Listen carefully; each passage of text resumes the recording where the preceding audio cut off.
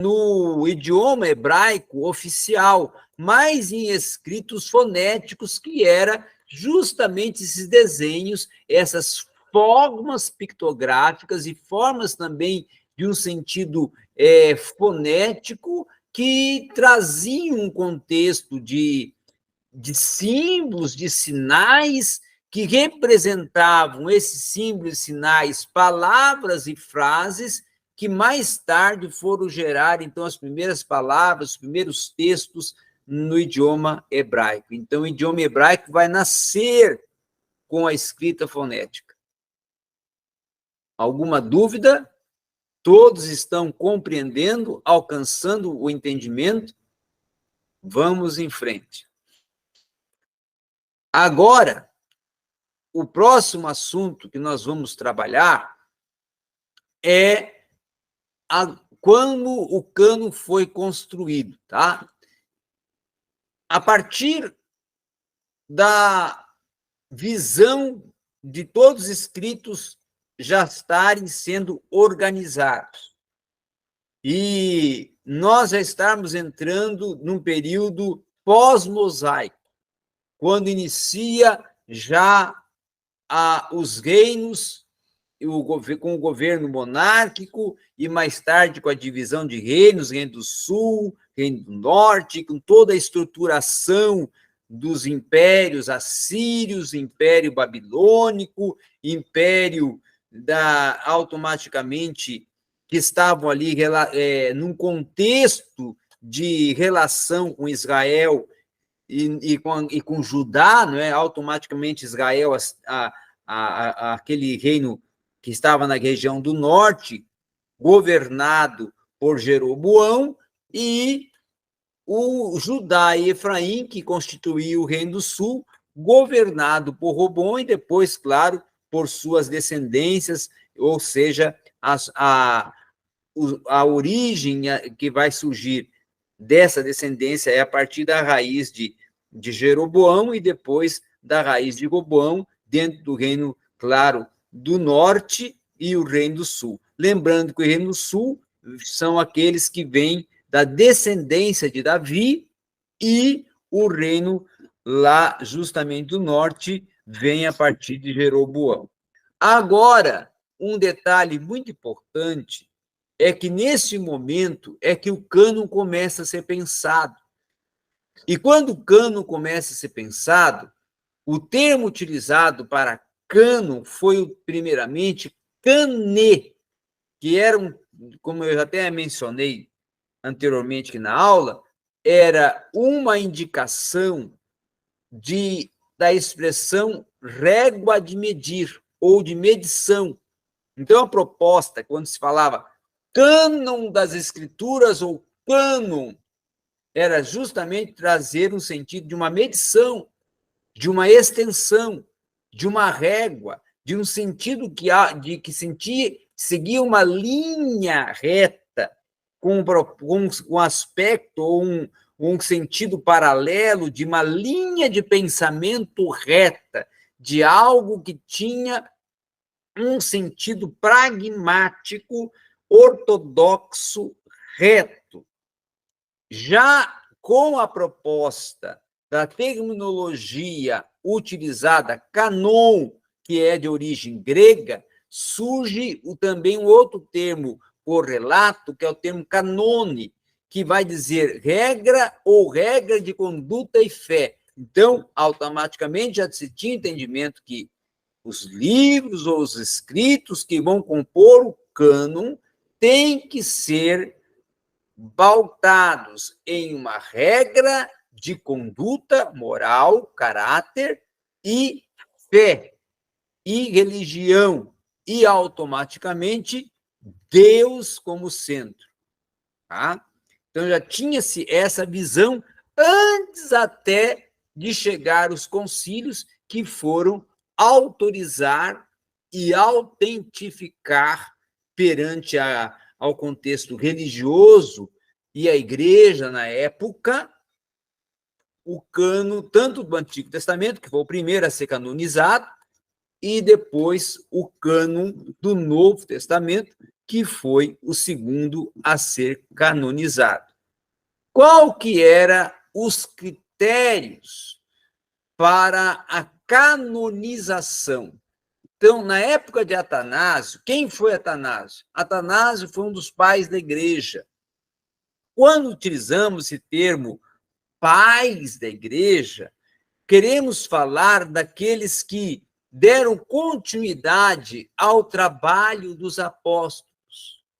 Nós sabemos que os apóstolos, o último a atuar foi João, que atuou até o século 100. Quando entramos já no segundo século da igreja, quem vai estar à frente de toda a continuidade dos trabalhos iniciados pelos apóstolos já são os discípulos deles, os pais da igreja. E esses pais da igreja, o primeiro trabalho deles não vai ser somente eclesiástico, mas o trabalho principal deles vai ser um trabalho apologético, que seria uma defesa da fé cristã. Porque nesse momento deles, segundo século, terceiro século, quarto século, foi o tempo das maiores controvérsias, dos maiores conflitos, de debates dos gnósticos, dos docetistas, dos marcionitas, dos arianos, dos eutiquianos e outras correntes de pensamento que eram totalmente contrárias aos ensinos dos apóstolos e o que a igreja defendia como doutrina, como regra de fé. E aí, automaticamente, os pais da igreja eram aqueles que se levantavam para defender as escrituras, se levantavam para defender a fé cristã, se levantavam para ser os defensores da fé cristã. Por isso, apologetas. Apologia indica defesa, apologetas, defensores da fé cristã. Muito bem. Então, agora, a partir de Atanásio, que é um do pai da igreja, que está trabalhando ou atuando nos terceiros séculos e teve uma participação muito importante na história da igreja e na história automaticamente do cristianismo, o Atanásio, em 350 depois de Cristo, ele vai formular o primeiro conceito para cânon. Até Atanásio, o conceito estava em desenvolvimento. Com Atanásio, então, definido um conceito para a palavra cânon no sentido sagrado, para aí termos o cânon sagrado, ou ter o entendimento do que deveria ser o cânon relacionado com a igreja, com a religião, com o sagrado. A palavra cânon, então, é aplicada a toda a Bíblia, a todo o corpus escritos do Antigo Testamento e do Novo Testamento. Tanto no seu sentido ativo, ou o que quer dizer no sentido ativo? No sentido prático, no sentido de atuação, de aplicação, de percepção, como no sentido passivo, que é no sentido de registro, no sentido de documento, no sentido de um registro.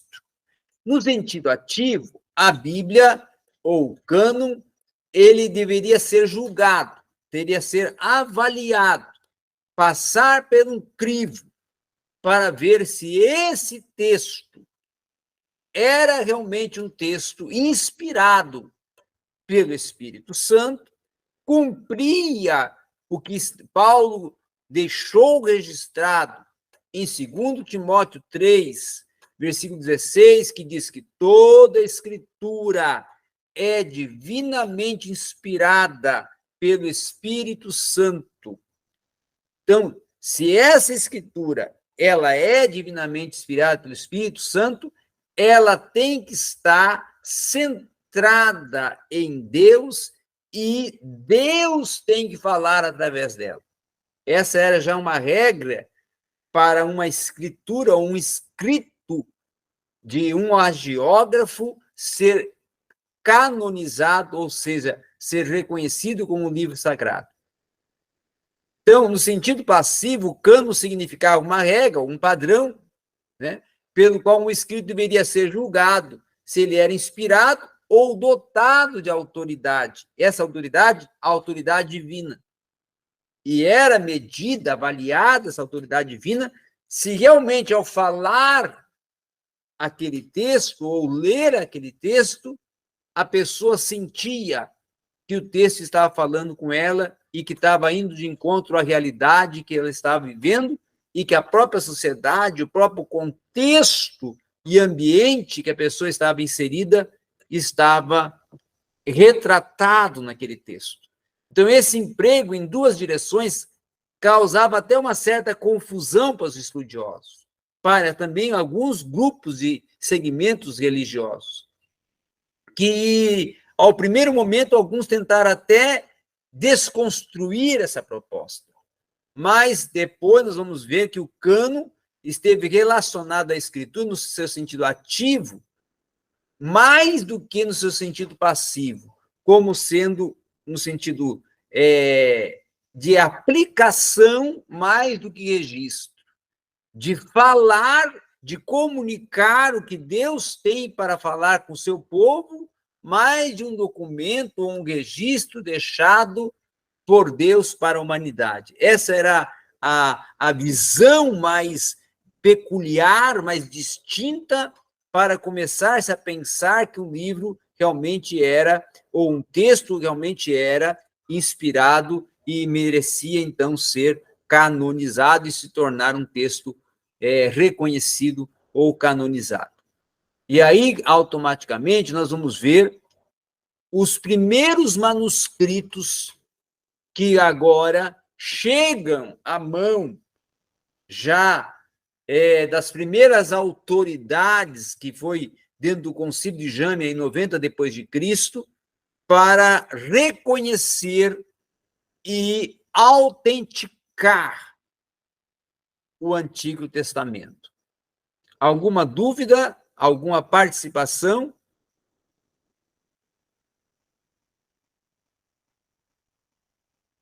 Todos estão compreendendo? Irmã Maria Fernandes está compreendendo? Sim. A outra irmã Maria também está compreendendo?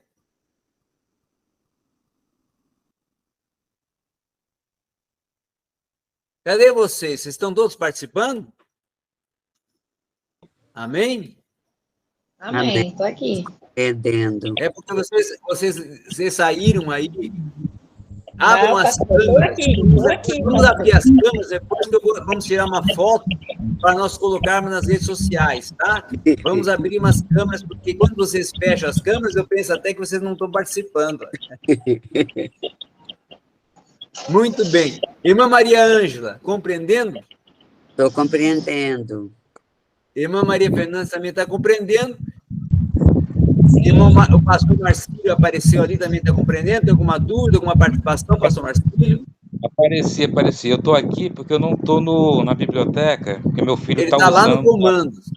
Está no comando. Eu estou no quarto aqui, cheguei do trabalho às pressas, né, mas estou aqui acompanhando, sim. Amém. Pastor Henrique também, se tiver alguma participação, alguém tiver uma participação, alguma ideia, alguma fala, é bom porque nós vamos trocando ideias e vamos ampliando. Dúvidas geram também possibilidades de uma ampliação de um conteúdo. Irmã Cristina, tem alguma dúvida? É Cristina, não é? Eu não guardei o nome de vocês ainda, porque na semana que vem eu vou ter chamada. Aí eu vou fazer a chamada e eu vou ter o nome já guardado na minha mente. Muito bem, então vamos para frente.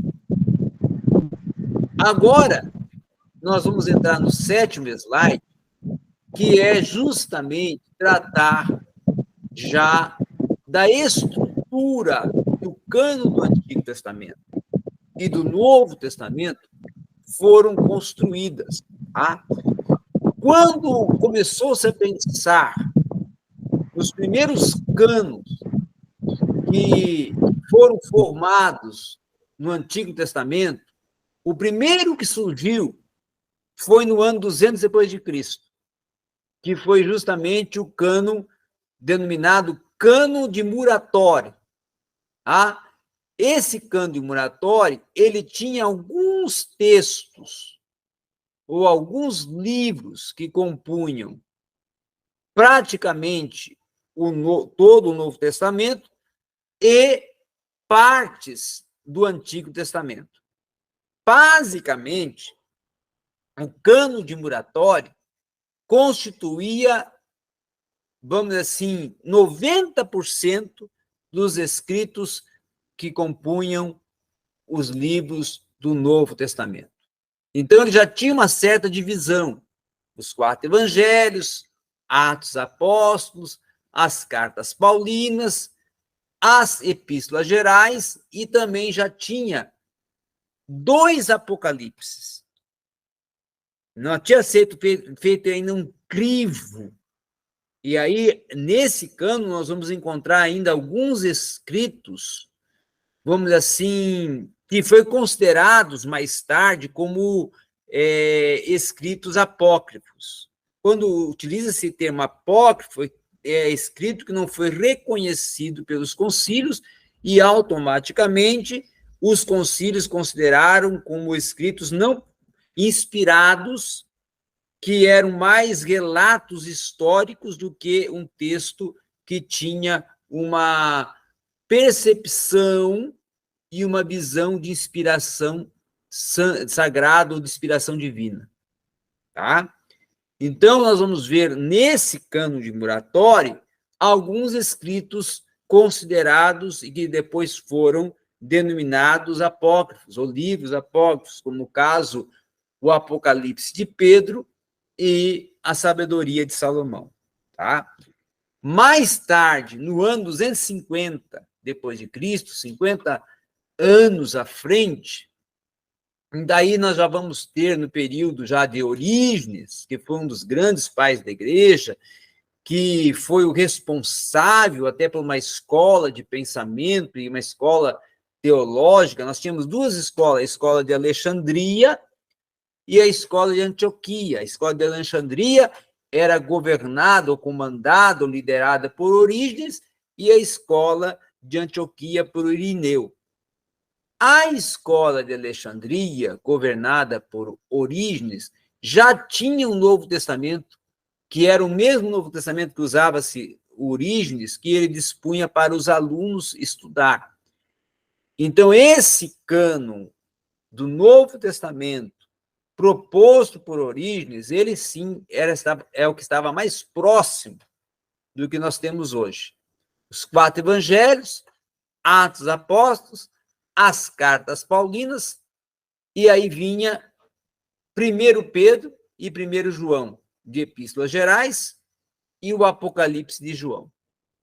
A partir do ano 300 depois de Cristo, aí vai surgir já um Novo Testamento que foi usado por Eusébio, que foi um outro pai da igreja, que esse já compunha os 4 evangelhos, as cartas paulinas, 1 Pedro, 1 João, tá?